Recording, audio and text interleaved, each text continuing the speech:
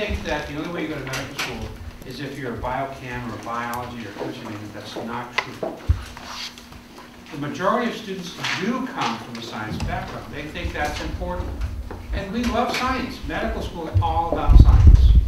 So if you don't like science, if biology scares you, probably medical school may not be the right career. But I want to emphasize you don't have to be a science major to become a physician.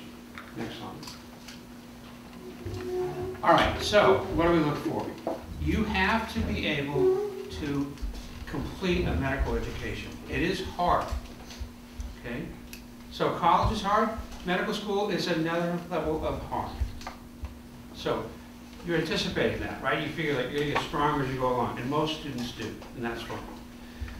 Generally speaking, the average grade point average for a student who's been successful in medical school across the country in 2012 was 3.67. However, what's more important is the science GPA. Right? So when you apply to medical school, we will not only identify your total GPA, we'll see your science GPA. And for medical school, you need to be strong in the sciences. Okay?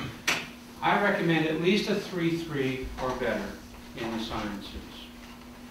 And we will watch a trend.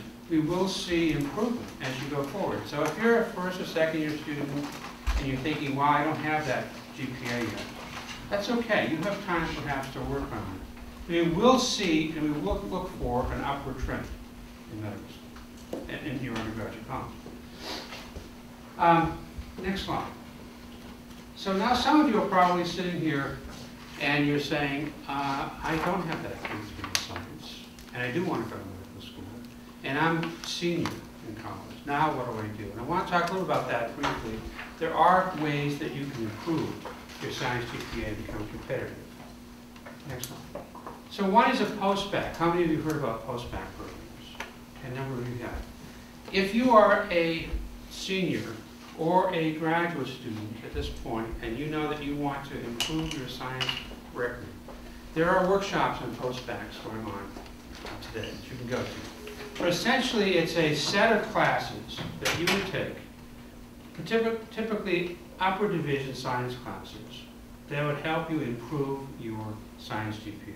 It's an extra year of school. UC Riverside has one. All of the University of California have one. There's a number of others across the country that have these programs. So that's one approach. Next one.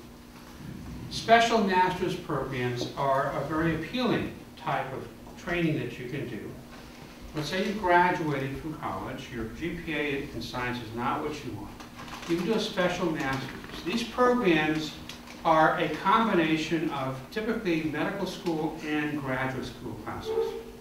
They're a unique one-year master's programs. There's about 25 or so in the country. There's a great listing here, and I'm going to give this to the conveners, my program. But basically, if you go to Johns Hopkins University website, under their education program, and look for pre-professional health, you'll find it. And they'll list all the special master's programs. Georgetown, Loyola, there's a number that have these programs. The advantages of that is that you will be taking some classes with medical students, and you'll be graded the same way. And you'll be taking other classes that are outside of the medical school. Now, this is not a guaranteed admission into medical school at those particular sites. Some schools do have linkages, and if you do so well, they'll say, oh, we're going to take you into the medical school. Georgetown has a pretty strong connection, for example, with their program. And there are others that are like that. So that's another good option for you to consider. Next one. A traditional science master's degree. This, again, more science classes over and above your college degree. And the last one is a non-science program like Masters in Public Health. There are a lot of students that choose this option, and I'll tell you there's pros and cons here. The Masters in Public Health is a degree that I particularly think is important, and if you heard the Berkeley Dean's presentation this morning, you can understand why public health is so important. But public health does not address science needs. If you are trying to improve your science grades, The Master's in Public Health is a non-science degree. And so that does not mitigate any concerns that the admissions committee might have about your science performance. Next one. MCAT. The bane of all medical school applicants. And unfortunately, as I say that, everybody kind of snickers because they believe that. But the MCAT should be viewed as just one more step in the process. One additional component that you go through to get into medical school. The MCAT is not that much different than the SAT was for you to get into college. It's not going to be that much different from the STEP exams that you'll take as a medical student, step 1, 2, or 3. So it is another exam. You need to view it as that, okay? Not some huge brick wall you've got to get over, but just as another stepping stone to your medical career. There are 3 areas. There'll be 4 areas by 2015, but there's basically 3 areas to focus on. There's content material for the physical sciences and biological sciences. In 2015, there'll be also a human behavior component. And then there's the verbal component. Now, the content piece is pretty straightforward, okay? The biological and physical sciences reviews classes you took in general chemistry or organic chemistry, introductory biology. And I would recommend you take some sort of preparatory program, whether it be Kaplan, which is obviously supporting this foundation, this conference, Princeton Review, others exist as well. Those programs provide a structure to the review, so they're expensive programs, okay? But for most people, it's probably helpful to have something for that. Now, the verbal component is the one that kind of sticks out, and many students struggle with the verbal component because it's very different. It's not like an English exam. It's not like the SAT English score or the GRE verbal score. These are passages that you read and analyze. And it's actually the one that's most relevant for us in medical school.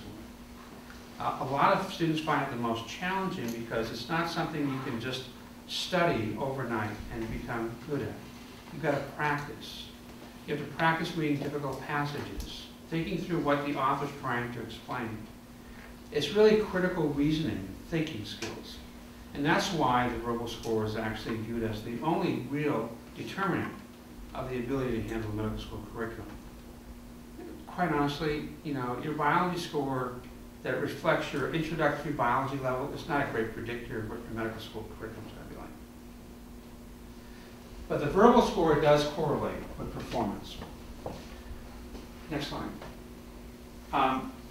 31 was the national average for students admitted in 2012. I don't have last year's numbers yet. UC Riverside's average was about 29.5, a little bit higher, a little bit lower than the national average. We view the MCAT as important. It's not the be-all or do-all. As I said, you can't go into this thinking that this is, really the brick wall. It shouldn't be that. It's another stepping stone. You have to sort of prepare for it properly and take it with confidence and then move on. If, however, you're sitting here and you've taken the exam and you've got a 22, which is a low score, that's in the 35th percentile or so, you have to retake the exam. Many students who apply and get into medical school have taken it 2, sometimes 3 times. I don't encourage many more than 3 times. But certainly take it again if you have a low score. Yes. Because in the past years it was possible to block your test results. And block your test results? Yeah, not show them and then retake the test and You can void your exam. No, in the past 5 years, people used to go in a test, take a test, and then not show the result. If you take the exam and get a score, it's going to appear. If you take the exam and void it before you walk out the door, okay, it won't show. But if you've taken it, that score is always available. It's not blocked from view. Doesn't the score last up to 3 years? Yes. If you have taken we require the exam to be taken within a 3-year window of when you start medical school. So if you took it in 2005 and are applying now, it wouldn't count. So let's say like you got like a 30 the first time you take it within the 3 years, will it override that score, or that score is always going to stay on your record? That score will always stay on your record. Okay, let's go to the next topic. Okay, so the application process itself is a central application service called the American Medical College application. And I just want to spend a couple minutes talking about this. One category, the biographical component, gives you an opportunity to identify yourself as disadvantaged. Okay? And the definition is right here. This is self-determined. That you have been socioeconomically disadvantaged from an early age, you reside in a low-income community, or experienced enduring family and or societal hardship that significantly compromised your educational opportunities. Now, many students actually qualify for this and don't self-identify. And the reason I suggest that you do that, it'll have another, besides sort of writing this down, and there's an opportunity to describe your disadvantage, there's also typically another page that you'll complete that talks about your family income, where your parents went to school, things of that nature. Why is this important? Many medical schools will have a separate committee that will look for students who have had disadvantaged backgrounds. And so that could flag your file for a separate review. So if you qualify, go ahead and fill that out. Now, if you don't qualify, don't fill that out. Because it actually looks bad if you fill that out and you're really not disadvantaged. So, for example, your disadvantage was because you went to a small private high school that had 100 students and you felt like, well, I was disadvantaged because I didn't go to a big school. I'm sorry. That's not disadvantaged. Okay? Might even have been privileged to have gone to that small private school. But if you've been significantly disadvantaged, you should mark it down and identify that. That will, for some schools, many schools actually, trigger a review by a separate subcommittee that is used to looking at applicants that have struggled economically. And what that does is that makes sure that they look at the entire application very carefully. Okay? So that's just one thing to be aware of. Next slide, please. Now, one big section of the application process is the experience section. And there are 15 possible experiences that you can write down. So for example, that you were part of a community group, that you were part of a club, that you volunteered in some hospital or in hospice or something like that. Each of those would be an experience that you'd write about. And you have something like 700 or so characters to write your paragraph about that. So spell out about 5 or 6 lines worth. 3 experiences of the 15 can be those considered to be your most significant, the ones that really you think tell the most about who you are. We really pay attention to that. And this is relatively new. I think maybe 3 years now we've had this most significant experience. We pay a lot of attention to those because we believe you are trying to tell us something by saying those are your most significant experiences. Last part of this slide. Go ahead. What is important? Okay, one tip I would suggest here when you write these experiences is identify what you learned from that experience. So let's say you were in a club, and that club was part of an organization that provided food and socks and clothing, blankets to the homeless population. And you felt that was an important experience for you, and you thought you learned something from it. What did you learn from that experience? What did that mean to you? Okay, besides saying that I spent 40 hours over the course of 1 year, maybe 4 hours a night for 10 weeks, doing this activity, what did you get out of that experience? What did that experience mean to you? We're hoping that you pick things that really teach you something, and we'd like to know what that experience meant to you. So sort of writing a very brief, like lessons learned piece to the experience really helps. Now, not everything maybe will have a big lesson learned, but particularly for those that are considered most significant to you, tell us why they're so significant. Under these experiences, you need to have clinical experience, an absolute must. And let me tell you that almost every applicant does say they've had clinical experience. And these range in a broad way from the minimalist shadow type experience where, you know, they follow their uncle one afternoon when they were a junior, and that made them impassioned with career medicine, to those who've done much more significant experiences. When students ask me about this, I tell them, you really should get invested in this process. And I have many students who say, I don't know how to do that. I don't know where to find help. I don't have a relative who's a physician. I don't have a relative who's in the healthcare industry. I don't know how to get engaged in this experience. There are lots of different ways to do that. There's a speaker in one of the workshops today that's talking about how to get clinical experience. I believe he represents the Clinical Care Extender Program at Riverside Community Hospital. So that's one type of experience.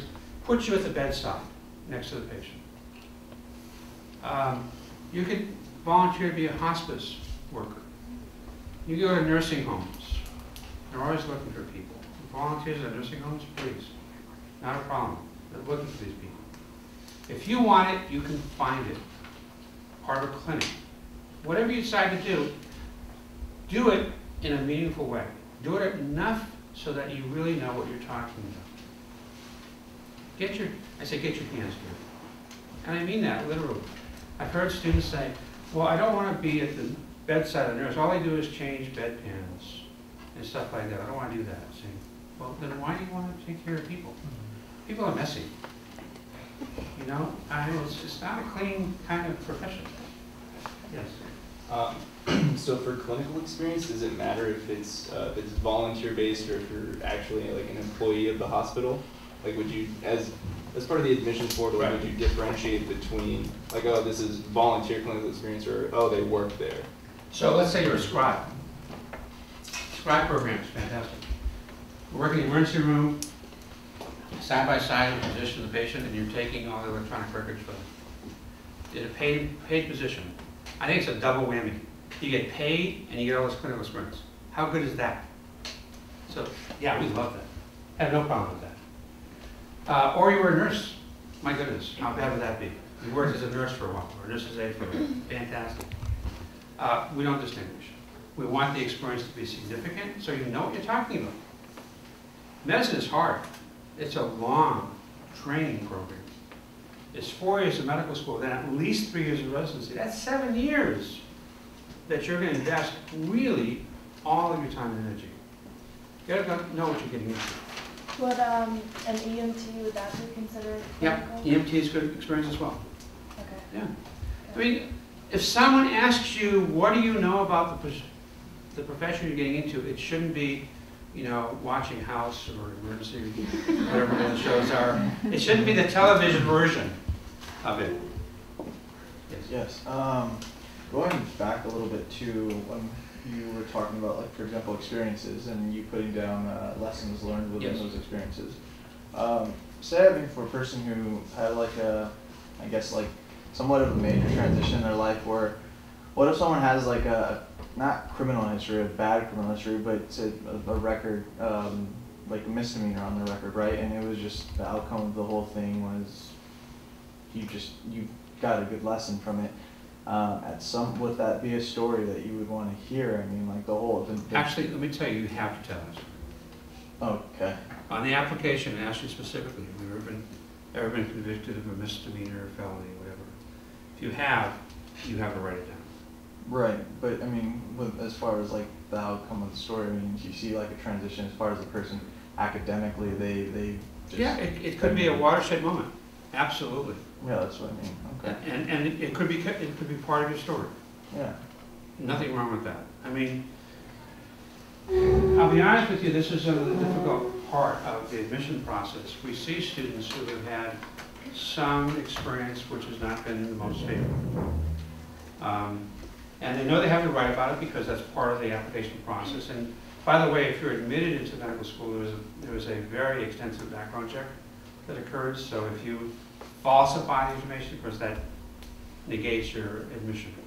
So you have to declare these experiences. But sometimes these are the things that really shape your life, and you learn from those lessons. I mean, I think that it's very clear for many people that the failure is a more important part of your life experience than the success. You gain so much more. And it sounds awful to say that, but sometimes the failure is what catapults you into a successful future. So you have to build off that. Okay, so I got get you into that. Okay, next one. Service is particularly important for us at Riverside. At the University of California, Riverside School of Medicine, we believe that we want physicians who care about their patients more than anything else in the world. And that's probably maybe an overstatement a little bit because family still will always come first. But apart from family, the next thing is going to be your patients. And what I mean by that is that you don't view going to work as anything but a gift. So that, you know, Mark Roguro was talking today about the fact he gets up every day to go to the clinic and it's like a gift to him. And that's really what we're expecting. We expect individuals who are physicians who come from our training program to see if they've got 22 patients a day in their clinic, they don't go in and say, oh, I have 22 patients. They say, yes, I've got 22 patients. And okay, I'm going to be working till 8 o'clock tonight instead of 5:30. That's great because I'm going to help that many more patients. All right? That's the attitude we're looking for. So, community service means giving of yourself and making it a significant experience. And we really like to see students who do a few things and do them extensively. Find something you really have a passion for and get invested in it. Okay? As opposed to being a member of 12 clubs, where you may or may not even have gone to any club meetings. Be a member of one club that you're passionate about and actually become an officer maybe because you think it's that valuable, and go and be invested in those events. Do something with that. So just pick a few things and really spend some time on that. And it's much more meaningful than doing a lot of different things. So what the term we use is resume glitter. Somebody asked about the checklist in the Dean's panel this morning. You know, is there a checklist? Do we have admissions committee sort of review the checklist of all the things we do? We actually hear from some of the admissions committees, look at this, they have 12 things done, and they spend 4 hours here, and 5 hours here, and 7 hours here. And they have another applicant who spent 400 hours doing this activity. Now, there's a person committed. That's the difference. Next one. Research. A lot of students ask, how important is doing research? Okay? And I answer that a couple of different ways. One is that some schools absolutely require you to have done research. All right? Again, if you go to the AAMC and look for the Medical School Admission Requirements book, you find, when you look at a school's profile, that 98% of the undergraduates admitted to their medical school had done research as a graduate. So I guess they value research. And other schools will have maybe 50% in research. Okay? I'd say we probably have 50% of our class that does research, or has done research. We think it's valuable.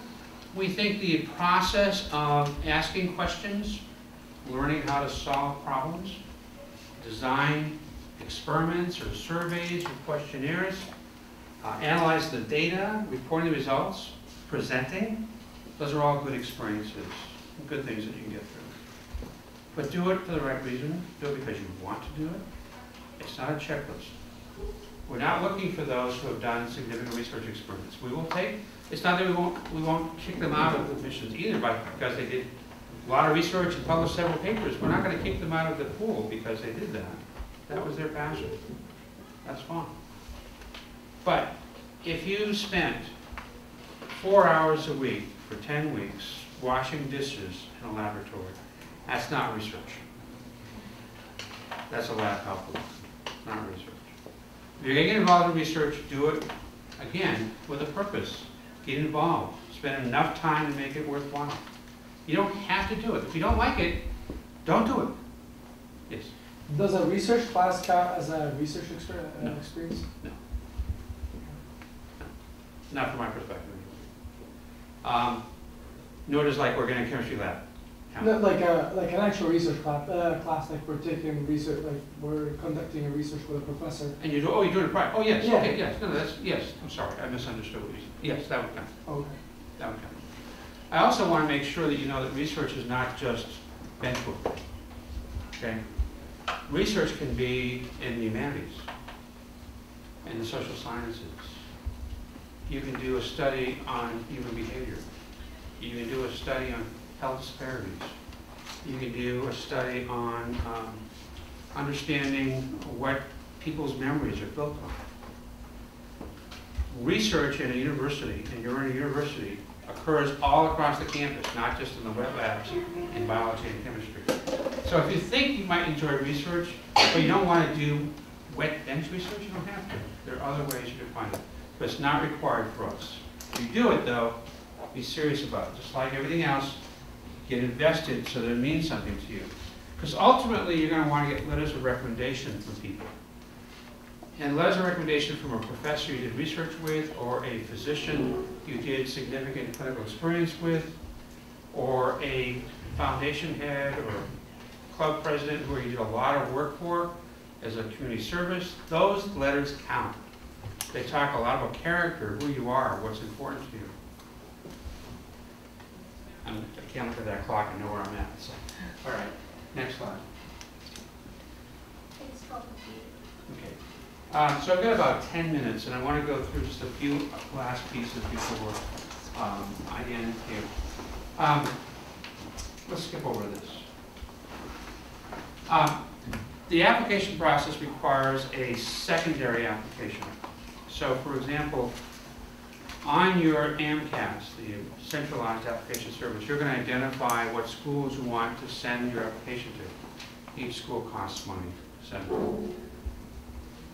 And you're going to send to maybe 15 schools. And I would recommend not much more than 15 schools. And I'll tell you why in a moment, not more than 15 schools. Depending upon how you're viewed by those schools, they're going to send you a request for a secondary application. And there will be a charge for that secondary application, somewhere between $70 and $100 or so. That money goes to the university. The AMCAS money that's sent to the centralized application, that all goes to the AMCAS. So the medical schools that are seeing the applications get nothing from that.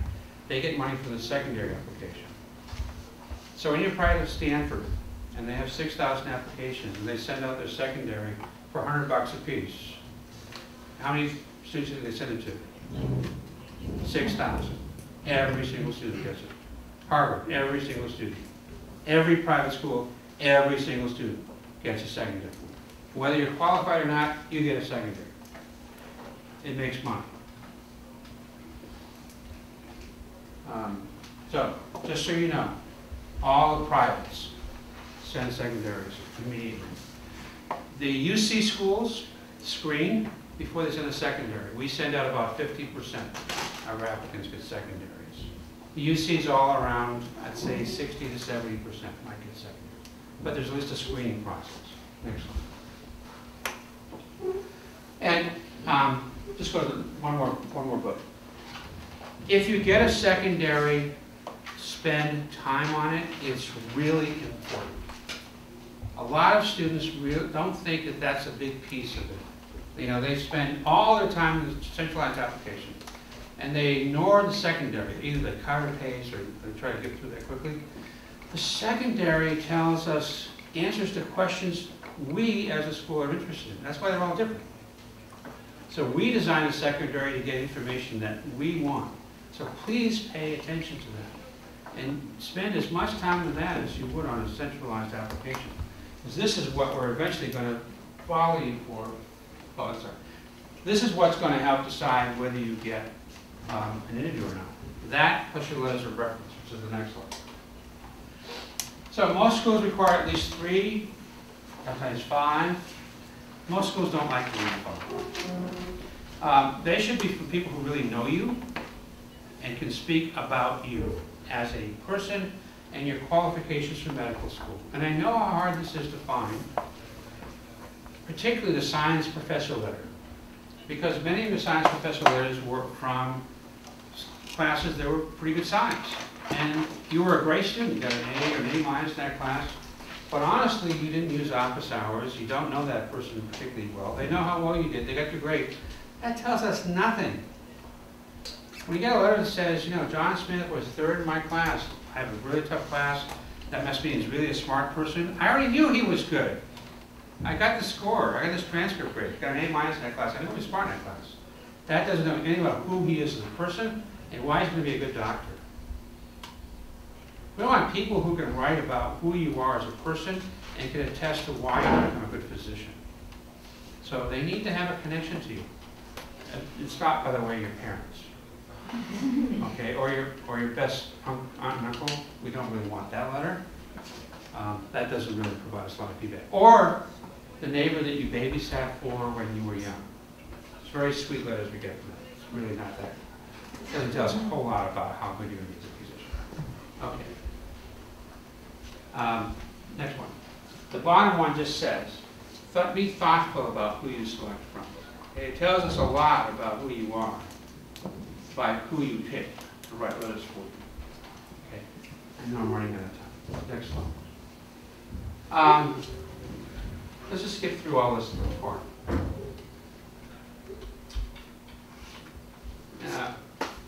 And personal statement is going to be very important for you, but there are workshops on that. The bottom line for that, the last little line, basically says, very important, tell your story. You probably don't want to hear this, but I have 5,600 applications for 50 seats. What resonates as I read all of these applications is the story. You know, why does it make sense for you to be applying to our school to become a physician for our mission? That's the story. That's what I need to hear. Now, I do want to spend just a minute talking about choosing medical schools, because I know students who picked 40 or 50 schools. There's 131 or so in the country right now. And I've seen students who've actually sent to more than 40. It's very expensive, by the way, to keep doing this. You should pick no more than 15. It's the bottom line. So you know how to do this. You're going to have to go to this medical school admission requirements book, and you're going to have to look at the profile of each school to figure out how you fit. Now, I'll let you choose 3 dream schools. Okay? So, what's a dream school?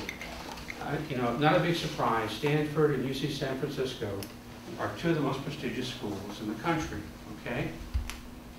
Now, their profile is 3.8 science GPA and 38 MCAT. That's their profile. And they only have 100 seats. And they take from all over the country. They have around 8,000 applications. Okay? So, that's your dream school, and you want to throw your hat in the ring to that one. 5 more minutes. Thank you. Feel you can do that. That's your dream school. If you got into that, that would be wonderful. Okay? But for many students, and I don't know anything about you, I'm not disparaging any of you, I'm just saying, for many students, that's not realistic. Right? So you need to look at those schools that have a profile that is similar to yours. You know, you look at your science GPA, and you look at your MCAT, and you look at a range of scores from the schools that are in the MSR book that fit your profile. So if you're sitting with, let's say, a 3.5 science GPA, and a 30 MCAT. There's a lot of schools where you'll fit into that range. Okay, it may still be below their median average, but you're in the range. Okay, so you have a shot at that. Those are competitive schools. Most of your applications should be for that group of schools, the competitive schools. By the way, if you're a California resident, don't apply to Texas or Kansas or Missouri or any of the state schools across the country. All state schools have a mandate to take primarily state students. They're paid by the state, so they take state residents. So you might look at a school like Kansas and say, wow, you know, their profile looks pretty good. I think I can fit into that category. If you're a California resident, you won't fit into that category because you're not a Kansas resident. Okay? So be careful about the state public schools across the country. So that narrows down the real number of schools you can apply to, probably to 50. Now those 50, choose those where you're competitive. That's really important. And then you might choose a few that you probably are, no one's overqualified for any medical school, but you might feel like you're above the average for that school. Put those in there too. Yes. Does California have the same standards, or don't We primarily take California students. Yes.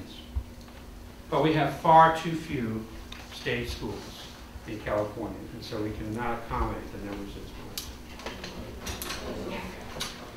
Okay, the last thing is the interview stage, and I think because of timing, I'm going to stop, not in the interview piece, but I'm going to stop here and just take questions because I want you to have time to be able to get through your notes.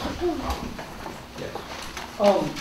So applying to school, you need a math class, the calculus one, and just physics, physics one. You need a year worth of physics, a year worth of math with statistics. So maybe a semester of calculus, a semester of statistics. And does it count if I'm taking one class like calculus one? If I took calculus two, does it make it better or?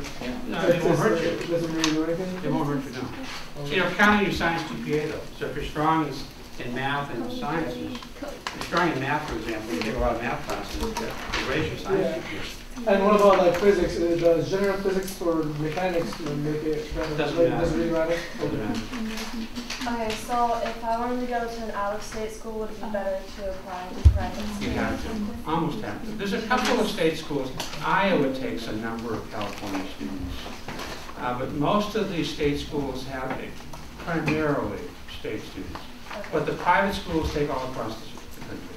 Okay. So as an out-of-state student, you have a better shot at a private school. Oh, I'm sorry. I heard that normally medical schools don't take AP credit, like through high It school, varies, like it varies a math. lot. We take one course of AP English and one course of AP Math. Okay. But it won't replace the biological, physical, or chemical Okay. sciences. All right, thank you. Yes. I know when you first turn your primary application, they screen you based off almost numbers. It's computerized. So do we have to have our letters of rec and then, or can we submit more before secondary applications kick in? It's a great question. I can't speak for all the medical schools. Most medical schools will use some sort of filtering system with GPA and MCAT. And if that's so beyond the norm for their school, you'll probably get a reject letter quickly. Otherwise, they'll probably wait until they get some letters before they send you secondary, if they're screened. I need to cut you off, but it is 1:10. Okay. So if you guys want to head over to another one in here, then go to that room. Otherwise, I will be heading over to the Jack Rabbit